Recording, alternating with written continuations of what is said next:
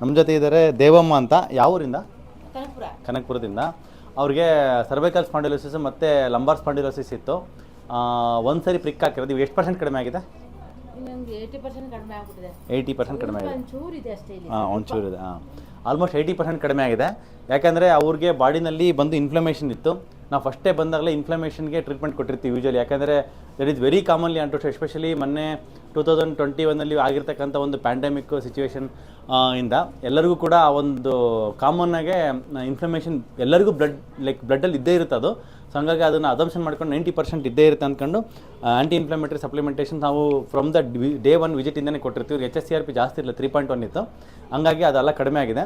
ಮುಖ್ಯವಾಗಿ ನಮ್ಮ ದೇಹಕ್ಕೆ ಇನ್ಫ್ಲಮೇಷನ್ ಬರ್ತಕ್ಕಂಥದ್ದು ಬಂದು ಫುಡ್ಡಿಂದ ಬರುತ್ತೆ ಮತ್ತು ಈ ಫಿಸಿಕಲ್ ಇನ್ಆಕ್ಟಿವಿಟಿಯಿಂದನೂ ಬರುತ್ತೆ. 90% ಬಂದು ಫುಡ್ಡಿಂದ.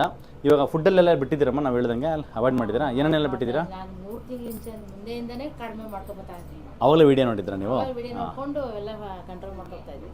ಓಕೆ. ಇವಾಗ ನೋವೆಲ್ಲ ಪರವಾಗಿಲ್ಲ ಇವಾಗ ಕಾಲ್ದು?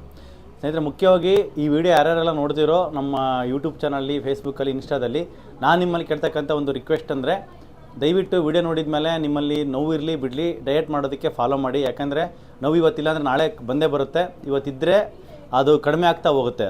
ಇದೇ universal general principle. So diet ಮಾಡ್ತಾ ಬನ್ನಿ. ಸೊ ನಮ್ಮಲ್ಲಿ ವಿಸಿಟ್ ಮಾಡೋದು ನೀವು ಇಮಿಡಿಯೇಟ್ ಆಗಾದ್ರೂ ಮಾಡಿ, 1 ತಿಂಗಳಾದ್ಮೇಲೆ ಮಾಡಿ, 2 ತಿಂಗಳಾದ್ರೂ ಮಾಡಿ, 3 ತಿಂಗಳಾದ್ಮೇಲೆ ಆದರೂ ಮಾಡಿ.